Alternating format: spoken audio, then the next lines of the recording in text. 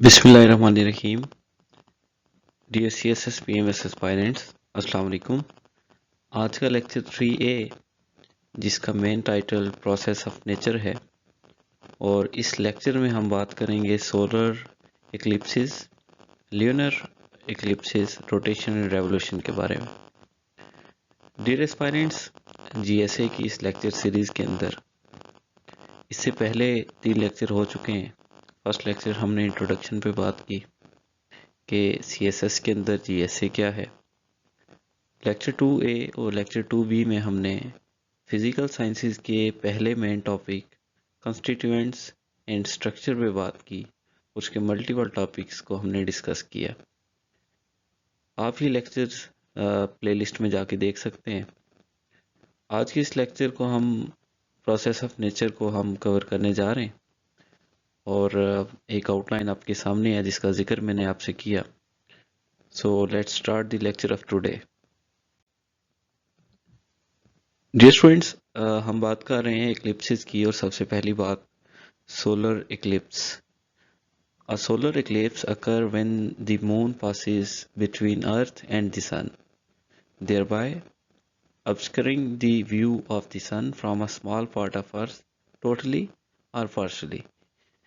इसका ये मतलब है कि एक सोलर इक्लिप्स, सूरज ग्रहण जिसे उर्दू में कहा जाता है, एक सोलर इक्लिप्स अकर्स तब अकर करता है कि जब moon passes between earth and the sun, जो चांद है, जो मून है, वो ज़मीन और सूरज के बीच में से जब गुजरता है तो उस मोमेंट पे जो शेडो डेवलप होता है वो ग्रहण कहलाता है, और उसको सोलर इक्लिप्स कहा जाता है।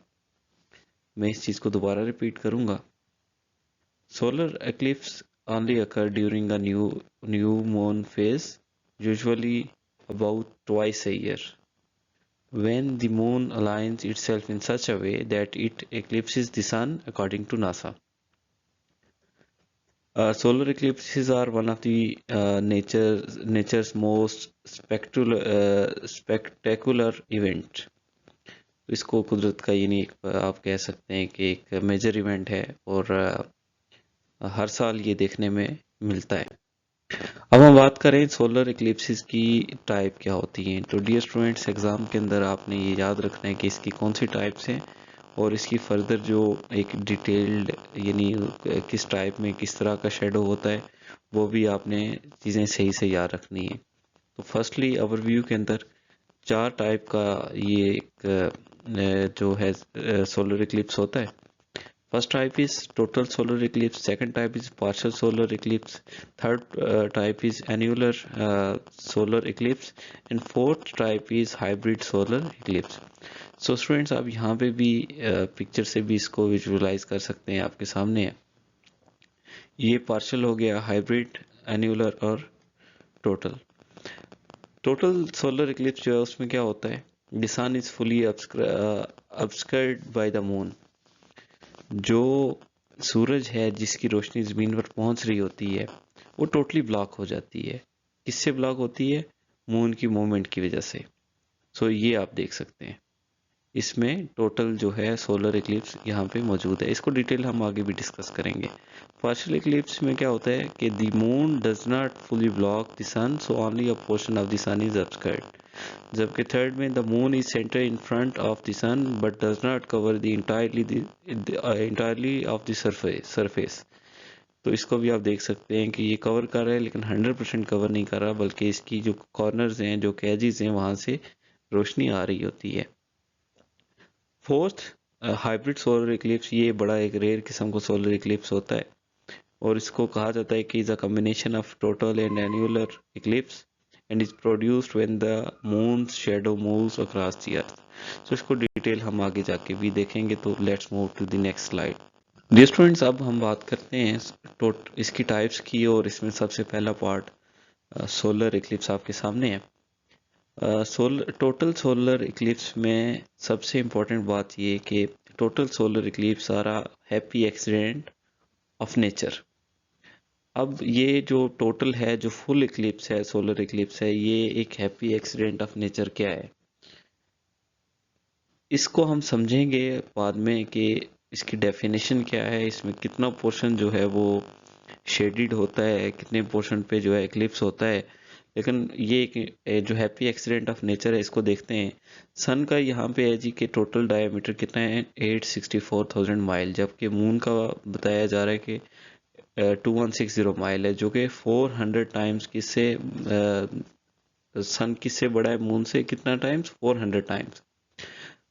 अब जब सूरज इतना बड़ा है डायमीटर में, चांद इतना छोटा है, तो फिर चांद जब जमीन और सूरज के दरमियान, अर्थ और सन के दरमियान आ जाता है, तो फिर इक्लिप्स कैसे जनरेट होता है। अब ये बात यानी सवाल है कि जब सूरज इतना बड़ा है डायमीटर में और चांद इतना छोटा है, तो फिर वो कैसे एक शेडो क्रिएट कर लेता है और सूरज की रोशनी को ब्लॉक कर देता है। तो यहाँ पे ये एक happy accident of nature dear students ऐसे है कि the moon also happens to be about 400 times closer to earth than the sun. तो यहाँ पे ये फैक्ट ऑफ द नेचर है कि जो हमारा चांद है, जो हमारा मून है, वो 400 टाइम्स क्लोजर है अर्थ से एज कंपेयर टू द सन।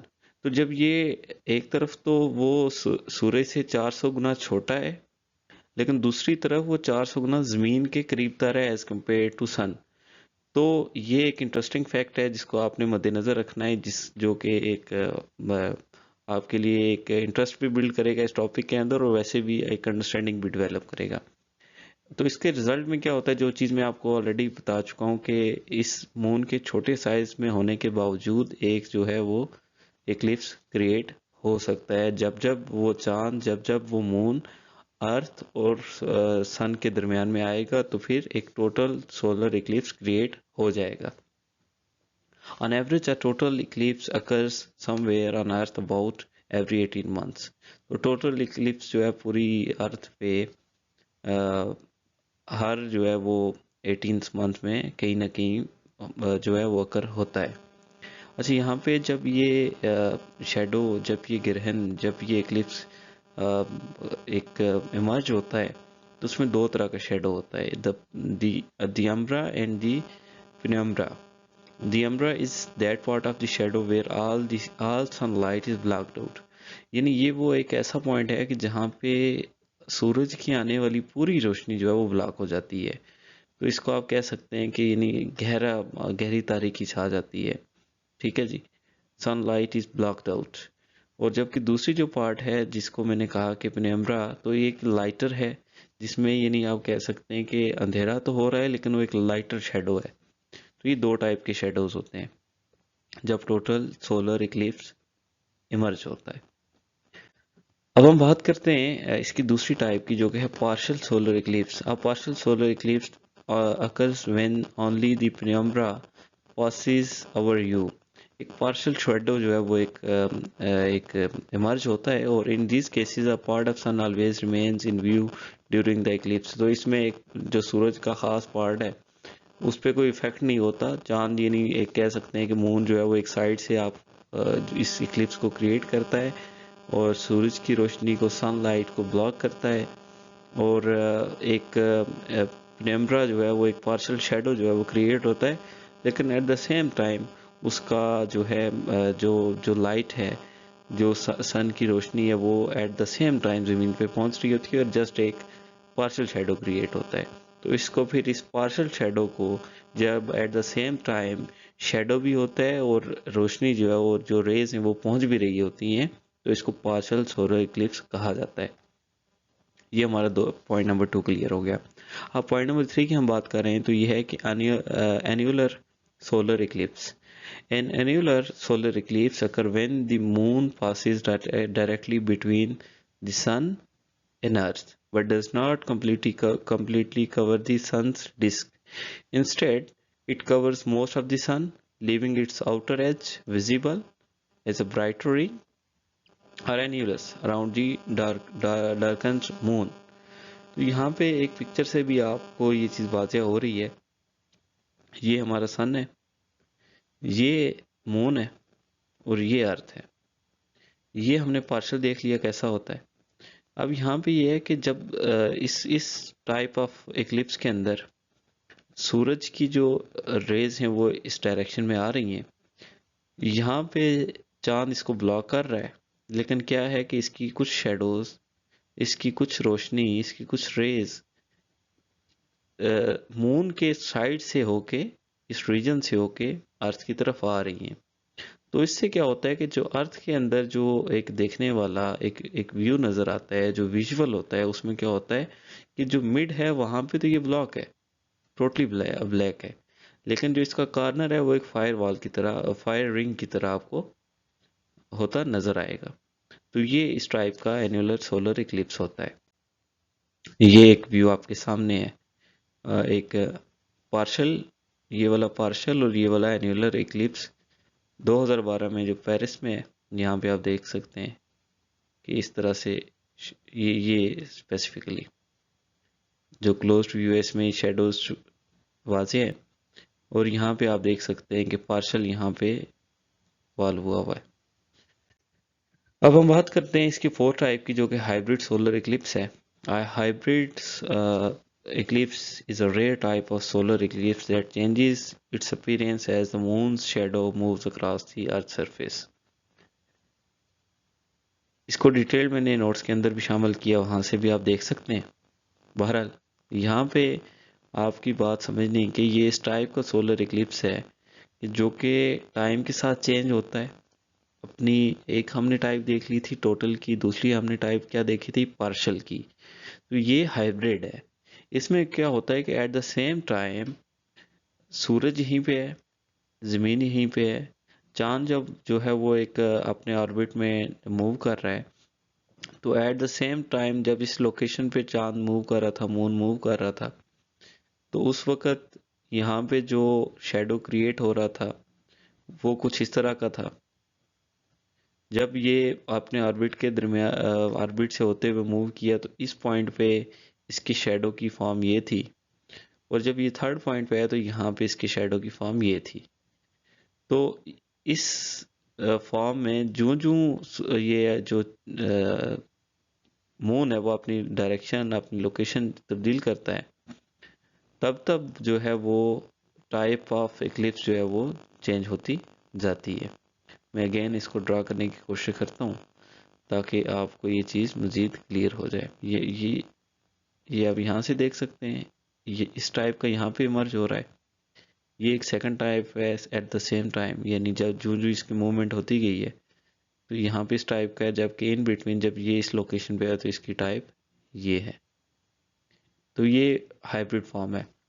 अच्छा, MCQs के लिए आपके लिए मैंने एक चीज़ ऐड की है यहाँ पे कि of all solar eclipses about 28% are total, 35% are partial, 32% are annular and just 5% are hybrid. So आपने ये स्टैट्स, ये परसेंटेज ध्यान नशीन कर लेनी है कि जब अगर इस तरह के टॉपिक में से सवाल आए तो आपके पास स्टैट्स होंगे तो आप बहुत अच्छे से जो है एग्जामिनर की जो एक उसको कैच कर लेंगे अपनी तरफ, और एक बड़ा अच्छा इंप्रेशन जाएगा जब आपको इस तरह की परसेंटेज जो है वो याद होगी। अब हम बात करते हैं डियर एस्पायरेंट्स लूनर इक्लिप्सेस की। सोलर की हमने बात कर ली है। Lunar eclipses occur at the full moon phase when Earth is positioned precisely between the moon and sun. तो इस टॉपिक इस पे मैं बहुत ज़्यादा अब एक्सप्लेन इस वजह से नहीं करूँगा क्योंकि बेसिक कंसेप्ट जो सोलर के अंदर है वो ल्यूनर के अंदर भी सेम से वही है। फ़र्क क्या है? फ़र्क सब सिर्फ इतना है कि वहाँ पे सन था, अर्थ भी थी, मून भी था। यहाँ पे भी तीनों चीज़ें हैं। अब डिफरेंस क्या आ जाता है कि उस वक्त जो इक्लिप्स क्रिएट हो रहा था वो मून की वजह से क्रिएट हो रहा था। मून किसके बिटवीन आ रहा था? अर्थ के और सन के। अब इस केस के अंदर जो अर्थ है वो मून और सन के बीच में आती है और इक्लिप्स जो है वो क्रिएट होता है, और उसकी भी फिर सेम उसी तरह से फर्दर टाइप्स हैं जो कि आपके सामने है कि टोटल है, पार्शल है और पेनिम्ब्रल है। ठीक है, तो आपने इसकी 3 टाइप्स भी याद रखनी है। कंसेप्ट एग्जैक्टली वही है। तो ये आपने इसको फर्दर पढ़ लेना है। इसको मेरा नहीं ख्याल कि जब पीछे आपने इतना इन डेप्थ जो है वो डिस्कस कर लिया तो यहाँ पे भी इसको एक्सप्लेन किया जाए। ये विजुअल्स आपके सामने मैंने इसलिए रखे हैं ताकि आपकी एक अंडरस्टैंडिंग ज़्यादा अच्छी डेवलप होती जाए। अब ये रेडिश क्यों होता है इसको भी मैंने यहाँ पे एक्सप्लेन किया, तो ये आपकी भी असाइनमेंट है कि आप इसको यहाँ पे स्टडी करें, इस वीडियो को पॉज करें और इसका जवाब जो है वो कमेंट्स में भी आप देख सकते हैं कि दे सकते हैं कि इसका जो रेडिश ये एक सरफेस है ये क्यों बन जाता है। तो ये इस इन पैराग्राफ्स के अंदर एक्सप्लेन है, तो आप इसको देखें और असाइनमेंट के तौर पे या एक क्वेश्चन के तौर पे मैं आपके लिए छोड़ रहा हूँ कि इसकी असेसमेंट करके आप फीडबैक दें। दूसरी टाइप है डियर स्टूडेंट्स ल्यूनर इक्लिप्स में अगेन पार्शल। इसमें भी क्या होता है कि जो ज़मीन है, जो हमारी अर्थ है, वो एक साइड से एक सूरज के और चांद के बीच में आ जाती है और उसकी जो सन की लाइट है उसको ब्लॉक कर लेती है, तो जिससे इस टाइप का पार्शियल इक्लिप्स जो है वो इमर्ज होता है। और थर्ड टाइप जो है वो पेनिम्ब्रल है, जो कि यहाँ पे दी गई है। ये बहुत स्लाइट किस्म की होती है। The moon travels through earth penumbra और the faint outer part of its shadow. The moon dims so slightly that it can be difficult to notice. So ये बड़े एक सिंपल सी डेफिनेशंस हैं जिसको आई डोंट थिंक सो कि बहुत ज़्यादा अब एक्सप्लेन करने की ज़रूरत है, क्योंकि बेसिक कंसेप्ट जो है वो सोलर सन का और इसका सेम है। तो इसलिए मैं आगे बढ़ता हूँ। ये कंपैरिजन है जिसमें आपकी अंडरस्टैंडिंग जो मैंने आपके साथ आपको एक्सप्लेन किया था, सेम वही कंसेप्ट है कि यहाँ पे भी सन है, यहाँ पे भी सन है, यहाँ पे भी अर्थ है, यहाँ पे भी अर्थ है, यहाँ पे भी मून है, यहाँ पे भी मून है। क्या फ़र्क आ जाता है, यहाँ पे आप देखें कि सोलर इक्लिप्स के अंदर जो मून है वो इन बिटवीन किसके, अर्थ और सन के, जबकि ल्यूनर के अंदर जो अर्थ है वो इन बिटवीन है चांद के, मून के और सन के। फुल शेडो जब इस तरह का होगा तो ये फुल शेडो कहलाता है, और ये पार्शियल शेडो जो इसकी साइड्स पे आपको नज़र आ रही है ये इसकी पार्शियल शेडो है। जब ये होगा तो ये एक full type of Eclipse create करेगा, जबकि ये पार्शियल टाइप क्रिएट करेगा। डियर स्टूडेंट्स, अब इस सेक्शन की अगली जो स्लाइड है, अगला जो टॉपिक है उसमें हम बात करते हैं कि रोटेशन क्या है और रेवोल्यूशन क्या है। ये डेफिनेशन भी अक्सर एग्ज़ाम के अंदर पूछी जाती है और इसमें इसका कंपैरिजन पूछा जाता है। तो बड़ी सिंपल है, बहुत सादा है, बट थोड़ी सी कन्फ्यूजन हो जाती है स्टूडेंट्स को, इसलिए समटाइम्स वो जो है इसको अच्छे से अटेम्प्ट नहीं कर पाते या इसके एग्जांपल नहीं दे पाते। इसको भी देख लेते हैं। What is rotation? A rotation is a circular movement of an object around a center of rotation. Rotation, dear aspirants, एक ऑब्जेक्ट की अपने सेंटर ऑफ रोटेशन, जो उसका एक सेंटर है, उसके गिर्द उसकी सर्कुलर मूवमेंट है। ठीक है। If three-dimensional objects like the Earth, Moon, and the other planets always rotate around an imaginary line, it is called a rotation axis. तो जब सूरज, जब ज़मीन, मून और अदर प्लैनेट्स अपने एक इमेजिनरी लाइन के गिर्द जो है वो रोटेट करते हैं, मूव करते हैं, तो उस जिस पॉइंट के गिर्द वो रोटेट करते हैं तो वो क्या कहलाता है, रोटेशन एक्सिस कहलाता है। If the axis passes through the body's center of mass, the body is said to rotate upon itself or spin. तो सेम वही बात हो रही है जो कि मैं ऑलरेडी आपको बता चुका हूँ। What is a revolution? तो अब ये पॉइंट आप समझेंगे तो कन्फ्यूजन आपकी क्लियर हो जाएगी। Revolution is often used as a synonym of rotation. इसको आमतौर पर यही समझा जाता है कि ये एक ही चीज़ है, but in many fields like astronomy and it's related subject, revolution is referred to as an orbital revolution. It is used when one body moves around another, while rotation is used the movement around the axis.